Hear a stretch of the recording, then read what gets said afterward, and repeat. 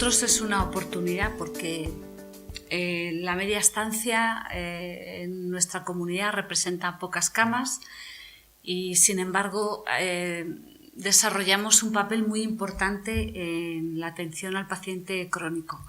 Entonces, el tener esta oportunidad de dar a conocer lo que hacemos, pues, como os decía, para nosotros significa mucho, porque de alguna manera somos desconocidos, a pesar de que llevamos tiempo trabajando, pero no se conoce muy bien qué es lo que hacemos desde la media estancia. Voy a tratar de poner un poquito en valor nuestro trabajo y, sobre todo, más que nuestro trabajo, la aportación a los pacientes, que es realmente lo importante. Bueno, quisiera comenzar con lo que es el concepto de hospital de media estancia, porque nosotros ofrecemos una atención especializada que no está disponible en los hospitales de agudos generalmente, porque si lo estuviera sería muy costosa. Prestar esta atención en hospitales especializados de media estancia nos permite adecuar recursos, tanto recursos materiales como recursos de profesionales que están especialmente formados para atender a este perfil de pacientes. Esto facilita la labor de los hospitales de agudos porque, bueno, pues esto les permite de alguna manera centrarse en procesos más complejos y más costosos. De ahí nuestra denominación de hospitales de apoyo. Pero aquí me gustaría hacer un inciso, porque esto también nos ha hecho mucho daño, ¿no? Porque el modelo de hospital de media estancia en nuestro país nace de la mano del modelo geriátrico inglés, que nace con la idea de potenciar la recuperación funcional de los pacientes dependientes. Pero aquí, en un principio, este tipo de hospitales se les utilizó como desahogo de los hospitales de agudos, con lo cual hacer nuestra función a veces es muy complicado, con todo lo que ello conlleva de coste de oportunidad que no es despreciable, ¿no? Nuestros principales objetivos es mejorar la capacidad funcional. Me he saltado de... Bueno, creo que me la he saltado. La misión de los hospitales de media estancia fundamentalmente es atender al paciente crónico una vez que ha superado su proceso agudo y necesita un mayor periodo de ingreso en el hospital para restablecer sus funciones. Necesita una atención especializada porque son pacientes muy complejos por la comorbilidad que tienen y esto les lleva indudablemente a una situación de fragilidad muy especial. Son pacientes que requieren una atención muy alta de cuidados de enfermería porque son muy dependientes. Muchos de nuestros pacientes no serían capaces de llevarse a la boca una cuchara si no hubiera un profesional que se ocupase de su alimentación y requieren un mayor tiempo de ingreso. A ver si sale, sí. Los objetivos de este tipo de hospitales, por tanto, es recuperar la capacidad funcional, estabilizar las funciones que se han perdido como consecuencia del proceso agudo, retrasar la dependencia. Cuanto más tiempo seamos capaces de mantener al paciente activo, mejor calidad de vida tendrá y menos problemas tendrá para estar en su entorno habitual. Prevenir y disminuir la institucionalización en la medida de lo posible, hasta que, por desgracia, a veces ya no se puede retrasar más, pero nuestro objetivo es retrasarla. Y, desde luego, pues trabajar en todo lo que es el control de síntomas y favorecer todos los aspectos de confort que son muy importantes para cualquier paciente, pero desde luego para el paciente crónico y en las unidades de paliativos que tenemos también en este tipo de hospitales, pues recobra un especial significado, ¿no? Estamos organizados, a diferencia de los hospitales de agudos, que yo creo que se salta una de vez en cuando. No sé, creo que se salta una. Bueno. Nosotros, en lo que es todo el proceso asistencial al paciente crónico, intervenimos en una parte, es decir, el paciente presenta una necesidad, acude a atención primaria o al hospital de agudo, dependiendo de la naturaleza de su proceso. Cuando ya se solventa la situación aguda, acude al hospital de media estancia como parte del proceso y desde el hospital de media estancia vuelve otra vez a atención primaria, si es posible, o bien al hospital de agudo si su situación así lo requiere. Actuamos en una parte del proceso, pero no nos podemos desligar de lo que es todo el proceso, como tradicionalmente ha venido pasando con este tipo de hospitales. Trabajamos fundamentalmente para mejorar la capacidad funcional del paciente, porque es el factor pronóstico que tiene mayor peso en la calidad de vida y en la mortalidad del paciente. Por lo tanto, nuestro papel aquí es muy relevante. La capacidad funcional se pierde como consecuencia de haber sufrido un proceso agudo, se pierde de manera brusca, y ahí es donde interviene el hospital de media estancia una vez que supera el proceso agudo, o bien de manera paulativa, y cuando es así es en atención primaria u otro tipo de dispositivos en donde se trabaja la recuperación o el mantenimiento de esta capacidad funcional.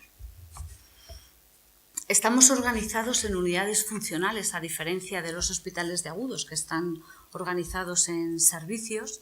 Nosotros trabajamos por unidades funcionales. La unidad de recuperación funcional se dedica a recuperar la función de los pacientes. Atendemos fundamentalmente 3 tipos de proceso: ictus, procesos de ortogeriatría y lo que llamamos deterioro funcional, que es un poco un cajón desastre y son deterioros funcionales que se producen por distintos problemas de salud. La unidad de cuidados continuos es una unidad destinada a atender a pacientes con una alta dependencia tanto funcional como cognitiva. Requiere mucha carga de cuidados de enfermería. Tenemos una unidad de cuidados paliativos, todos los 3 hospitales de media estancia de la Comunidad de Madrid, y ya particularmente, por ejemplo, el Hospital de la Fuenfría es el que tiene la unidad de tuberculosis. Unidad de psicogeriatría existe solamente en el Hospital de la Poveda, y la unidad de UCA, que es la unidad que llamábamos de cuidados agudos, es una unidad que desde hace 2 años y medio que empezó a entrar en funcionamiento la unidad central de derivación de pacientes, dejó de funcionar. Antes, los pacientes ingresaban en esta unidad desde las urgencias de los hospitales de agudos por la desestabilización de un proceso crónico que pasaba por una fase aguda, y desde la urgencia pues venían a este tipo de hospitales. Ahora ya estas unidades no existen y los pacientes permanecen en los hospitales de agudos mientras que lo necesiten hasta que se recuperen, o bien, según su situación, pues vayan a un hospital de media estancia. Nosotros tenemos definido un modelo asistencial perfectamente estructurado que se fundamenta en el trabajo en equipo. Y el trabajo en equipo porque, como nos decía esta mañana nuestro director general, el trabajo en equipo es más que la suma de los trabajos individuales de todos los profesionales que forman parte del equipo. Y esto sí que es algo que lo llevamos muy a gala, porque cualquier mejoría que el paciente logre en el gimnasio ha de ser trasladada a planta. Porque si en el gimnasio el paciente es capaz, voy a decir cosas que son muy pequeñas, pero que cuando un paciente ha tenido un ictus, una persona como nosotros ahora mismo, podemos sufrir un problema de estas características y de repente al día siguiente ya no somos capaces de atarnos un zapato, por muy pequeño que nos parezca este progreso, significa mucho para el paciente. Entonces, cualquier mejoría, cualquier cambio que signifique que gana algo, ese cambio ha de ser inmediatamente trasladado al día a día del paciente en planta y fomentado, porque en la medida en la que seamos capaces de que esto sea más permanente en el cuidado y el paciente lo asuma y lo incorpore su rutina, mejor para el paciente. Entonces, aquí sí que estamos muy coordinados con logopedia, con terapia ocupacional, auxiliares, enfermería, porque tenemos que incorporar todos estos cambios al plan de cuidados del paciente y hacer un seguimiento estrecho, porque es el motivo principal por el que ingresan los pacientes en nuestros hospitales, ¿no? Y en este año, este es el perfil de pacientes que tenemos hasta octubre de este año, pero que es muy similar al que tuvimos en el año pasado. La edad media de nuestros pacientes está en prácticamente 77 años. Pero a diferencia de años anteriores, en estos 2 últimos años en los que la derivación de pacientes se realiza a través de la unidad central, los pacientes que tienen menos de 65 años se han incrementado. Antes eran muy escasos, ahora fijaros, casi un 38%, no, sin casi un 38% de los pacientes tienen menos de 65 años. Esto también nos trae algún problemita, porque nuestra plantilla fundamentalmente son geriatras y bueno, pues a veces tienen complicaciones con las comorbilidades y la situación en la que los pacientes se encuentran. La prevalencia de herida cutánea, y estoy hablando de prevalencia, no de herida que se genera en el hospital, es de un 17%, lo que nos da pauta de la fragilidad de estos pacientes. Incontinentes tenemos el 62,11% de los pacientes, muchos. Con deterioro cognitivo el 30%. Pero el 80% de nuestros pacientes, cuando ingresan, presentan una dependencia severa, medida con la escala de Bartel. Esto nos hace una idea de la dependencia tan alta y de la situación tan importante de fragilidad en la que se encuentra. Trasladamos por agravamiento, hemos tenido un 25% de los casos. El 61% de estos pacientes que trasladamos no vuelven, quieren decir que se quedan ingresados, pero lo más importante es que la mitad de estos pacientes que se quedan ingresados les hemos trasladado en las primeras 48 horas del ingreso, lo que significa que han ido al hospital en una situación de inestabilidad importante, porque no han vuelto, han requerido la atención de un hospital de agudos. Y otra cosa que es muy llamativa en estos últimos años y que también corresponde pues, con la evolución demográfica de la población, viven solos a pesar de la edad avanzada que tienen. Fijaros, en este año el 42% de nuestros pacientes vivían solos, con el problema que acarrea el de una persona de 80 años que vive sola, que de repente tiene una fractura, que ya empieza a tener problemas cognitivos y después de la fractura peor, y que no tiene a nadie.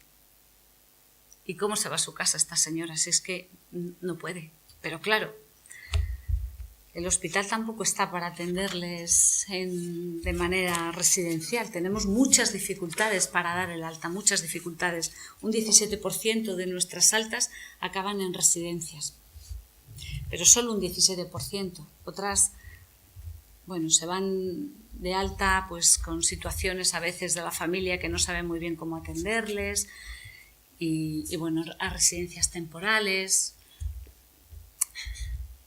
Comento esto porque esto es una tendencia y cada vez va a ser mayor y no estamos preparados para dar respuesta a esta situación. Necesitaríamos una coordinación mucho mayor con servicios sociales y una respuesta pues mucho más contundente por parte de servicios sociales, porque entendemos que no pueden vivir solos, muchos de ellos, pero el hospital no es un sitio para vivir.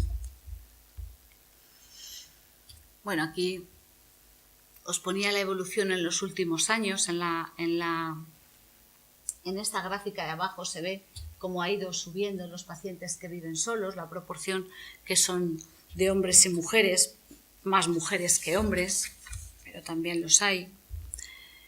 Y aquí un poquito la misma idea de transparencia, indicando el perfil de pacientes que son menores de 65 años, que también ha ido evolucionando estos últimos años hacia el alza y que en este caso es mayor en los hombres que en las mujeres. A pesar de esto tenemos buenos resultados, a pesar de esta situación de dependencia tan importante, pues la media de puntos de Bartel que ganan nuestros pacientes, la media de ganancia, medida con la escala de Bartel, está en 30 puntos. Son buenos resultados. La bibliografía habla de que con una ganancia de 20 puntos ya se puede considerar un buen resultado. Tenemos una media de 30 en lo que va de año. El año pasado fue básicamente muy parecida. Los niveles de satisfacción de los pacientes son altos. Nosotros hemos puesto en marcha numerosas acciones encaminadas a humanizar la asistencia, porque ahora se habla mucho de humanización de la asistencia y no puede ser de otra manera.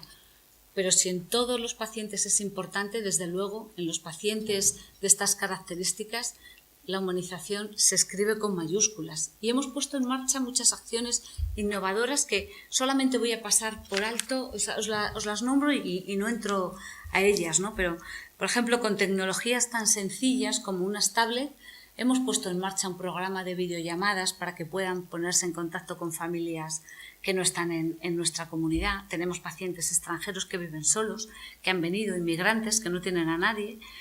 Y, bueno, pues esto puede parecer también algo muy menor, pero los pacientes lloran cuando ven a su familia. Las personas mayores, cuando llega el verano, se va su familia de vacaciones y no ven a sus nietos que están en la playa, pues hemos podido ponerles en contacto con las tablets y para las personas es una gran motivación y para recuperarse la motivación es muy importante y esto también hay que trabajarlo, especialmente con las personas mayores y los pacientes crónicos. Es una tecnología muy sencilla. Tenemos un programa precioso de visitas de mascotas. Puede parecer también algo menor, pero no lo es, porque cuando una persona solo vive con el único ser vivo que convive es con un perro, cuando lleva 3 o 4 meses ingresados y no ve al perro, pues es que es muy importante. La gente llora y si tuviera más tiempo os pondría unos vídeos preciosos que tenemos. Pero bueno, sencillamente que lo veáis, porque esto también es importante a la hora de atender al paciente, ¿no? Tenemos un programa muy bonito también de musicoterapia para pacientes paliativos y una escuela de cuidadores en la que trabajamos la formación del cuidador de cara a que cuando se vayan al domicilio se vaya con herramientas para afrontar el cuidado de la persona dependiente con seguridad. Esto nos cuesta mucho porque cuidar de una persona dependiente es muy difícil. Al principio quieren y luego abandonan la escuela cuando van dándose cuenta de lo que significa, ¿no? Pero bueno, también se lo ofrecemos, ¿no? Y tenemos muy buenos resultados, pero también tenemos frenos, ¿no? que también los quiero comentar, ¿no? A mí me gusta utilizar esta frase del Santander que dice que rentabilidades pasadas nos aseguran rentabilidades futuras. Y tenemos problemas que tenemos que afrontar, ¿no? Y nuestros principales frenos, a ver si sale, nuestros principales frenos es el gran desconocimiento que se tiene de lo que es un hospital de media estancia. ¿Se acuerdan de nosotros cuando no saben qué hacer con el paciente? Pero no se piensa en la media estancia pensando en el perfil de paciente que se va a beneficiar de un ingreso en la media estancia, que es mucho, porque si ganamos independencia, si retrasamos su situación de dependencia, la calidad de vida de la persona cambia de manera muy significativa. Y si tenemos personas con las que no podemos trabajar, no haremos nada por ello, el coste será muy alto y habrá una persona en la lista de espera pues, que no se va a beneficiar. Los profesionales, nuestros compañeros, deberían de conocer un poquito más lo que aportamos, ¿no? Hay una fragmentación tan grande entre niveles que cuando llegan los pacientes al hospital tenemos tanta diversidad de informes de distintos servicios que a veces es difícil conjugar uno con otro, ¿no? Os comentaba que muchos de ellos tenemos que derivarlos porque se agravan, ¿no?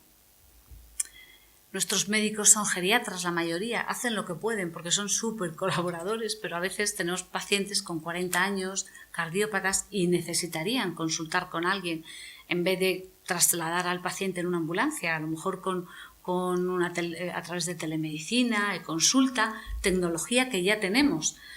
pero sin embargo nos cuesta mucho encontrar un interlocutor al otro lado. Nos cuesta mucho. Y siempre que tenemos problemas los solventamos, pero vamos un poquito a salto de mata pidiendo favores. Esto no lo tenemos engranado y es un problema que de verdad que deberíamos de pensarlo, ¿no? Luego, bueno, a veces recibimos informes que no son del todo actualizados porque, bueno, pues lo prioritario para los hospitales de agudos muchas veces es que el paciente salga del hospital y nosotros necesitamos información para poder seguir y poder garantizar una continuidad, pues es muy, muy importante, ¿no? Porque si no es así, nos podemos encontrar con tratamientos que los pacientes necesitan, pero que nosotros no tenemos en nuestras farmacias, porque son de dispensación hospitalaria y están disponibles en las farmacias de hospitales de agudos. Necesitamos articular cómo vamos a proveernos de esos fármacos. Nosotros somos pequeños, no tenemos dotación para tener la diversidad de fármacos que puede tener una farmacia de agudos, ¿no? Y hay que coordinarse. Por eso es importante los informes, la comunicación. Y luego, pues eso, que cuando vienen inestables nosotros tenemos limitación de recursos, tenemos analítica y tenemos radiografía simple, pero poquito más, un ecógrafo y poquito más. Por eso es muy importante que vengan estables, ¿no? Y luego los problemas sociales que ya os hemos comentado antes, ¿no? ¿Qué queremos? Que nos conozcan, que sepan lo que podemos aportar para que el paciente que venga se beneficie, que es para lo que estamos. Que se les informe adecuadamente a los pacientes, porque muchas veces se les dice que, vamos, que van a andar como si tuvieran 20 años casi, y hacemos lo que podemos, pero con dependencia se van a quedar. ¿Eso qué conlleva? Pues que los pacientes y las familias, pues al final tienen insatisfacción, porque sus expectativas son mucho mayores de lo que van a conseguir. Y muchas veces es verdad que en los hospitales de media estancia en nuestra comunidad estamos dispersos, estamos lejos y a veces pues caen en la tentación de que para que vengan a la media estancia pues se les dice que van a conseguir una recuperación que no van a conseguir. Los pacientes y las familias deben de estar informados de lo que van a conseguir y luego que ellos acepten libremente si vienen o no vienen, porque es verdad que estamos lejos y a veces recibimos pacientes de Torrejón, pues una persona de 80 años y su marido de 82, ingresa a la mujer y el marido desde Torrejón, venir a verla hasta Guadarrama es que es muy difícil. Y entonces esto hay que explicárselo bien, ¿no? Y que lo entiendan, ¿no? Lo que os comentaba, ¿no? Una derivación adecuada para ser eficientes, ¿no? Queremos contar con esa figura al otro lado que nos ayude. Actualmente contamos con trabajo social, pero el trabajo social es un interlocutor que hace lo que puede, pero al final va persiguiendo todo el tiempo a distintos profesionales y no, yo creo que no es el locutor ideal, ¿no? También es importante que nos coordinemos con las pruebas. No nos podemos ingresar un paciente hoy por la mañana, que mañana a las 9 de la mañana tiene un TAC en el hospital y volvemos a ponerle otra ambulancia. Debemos de coordinarnos y no tener tanto miedo a perder la plaza en la media estancia, que podemos hablar, que nos podemos coordinar, pero son personas muy mayores. Las ambulancias, sabéis que no funcionan todo lo bien que quisiéramos, esperan mucho, se saltan tomas de medicación, se saltan tomas de comida, vienen totalmente desorientados y esto de verdad que no lo deberíamos de permitir. Deberíamos de trabajar más la telemedicina, la e-consulta y bueno, pues trabajar en esta línea un poquito más. No sé cómo... Nada, ¿Ya? En cuanto... Vale, pues voy a ir acabando, ¿no? Porque solamente quería resaltar, y lo voy a acabar porque de esto sabéis muchísimo más que yo, desde la farmacia, pues estamos trabajando muy directamente. Hay un geriatra que trabaja con la farmacéutica dentro del seno de la comisión, pero ellos de manera muchísimo más coordinada para la revisión de los tratamientos de los pacientes, ¿no? Nosotros sabemos que el incumplimiento en los ancianos del tratamiento es pues, entre el 30 y el 50%. Sabemos que existen duplicidades en los tratamientos y que ingresan al hospital muchas veces con este tipo de duplicidades. Además, es importante el número de fármacos que los pacientes toman ya por su cuenta, aparte de los que los profesionales le hayan podido prescribir. Y luego también sabemos, porque hay estudios que así lo dicen, que una persona mayor más de 3 fármacos gestiona mal. Y eso es importante de cara a la seguridad y cuando se vayan al alta. Entonces estamos trabajando mucho en esta línea en la farmacia con los geriatras. Pues porque también hemos visto entre estas dificultades de la adherencia que tienen los pacientes para seguir el tratamiento, el 60% de los pacientes diabéticos que ingresan en el hospital no tienen ninguna capacidad para controlar su medicación, su actividad física, su alimentación, ninguna capacidad. Pero es que el 80% de nuestros pacientes tienen más de 7 fármacos. El 80%. Y mira que hay un geriatra que es un talibán que va detrás de los fármacos, pero es que no hay manera. La media de fármacos por paciente son 12. Y el 14% de nuestros pacientes toman hipnóticos o sedantes. También aquí analizamos muchísimo todas las caídas, porque es que a veces caídas de repetición, pero bueno, ¿y cómo no se va a caer? Si es que es normal, ¿cómo no se va a caer? La dificultad añadida del 30% de los pacientes que presentan disfagia, que es muy difícil administrarle los fármacos, porque la dificultad para tragar pues es muy, muy complicada, ¿no? Tenemos prescripción electrónica, administración electrónica de fármacos, dispensadores de fármacos en planta, hemos puesto medidas de seguridad y ahora estamos con la instalación en este mes de diciembre del carrusel en farmacia. Hemos puesto muchas medidas que entendemos que son importantes y luego trabajamos con este geriatra que os decía y una farmacéutica revisando que todos los tratamientos que no sean crónicos tengan límite de tiempo, evitar el uso de medicamentos partidos, porque sabemos que si queremos instruir a él o al cuidador de cara al domicilio, sabemos que si tienen medios medicamentos es peor para seguir el tratamiento, ¿no? Evitar el uso de 2 o más principios activos del mismo grupo terapéutico, como no puede ser de otra manera, y evitar el uso de fármacos hipnóticos durante más de 30 días. El geriatra con esto se pelea mucho porque cuesta muchísimo, pero estas son nuestras indicaciones y con este prisma revisamos, y lo digo porque es verdad, puede parecer cosas sencillas, pero son importantes, así lo ha establecido desde la comisión y de verdad que lo revisamos, ¿no? Y siempre, por supuesto, pues evitar tomar dosis altas y siempre empezar con dosis bajas y con fármacos que tengan un número de tomas reducido. Y ya para ir acabando, dentro de la estrategia de cronicidad de la Comunidad de Madrid, nosotros entramos en la línea 7. En esta línea solamente habla de lo que es el acceso a la media estancia desde atención primaria. Se está trabajando en un documento para que desde atención primaria se identifique qué pacientes puede beneficiarse de un ingreso en la media estancia, que pasarán también por la unidad central de derivación de pacientes, pero este documento ya está muy adelantado a falta de que nuestro director general lo apruebe.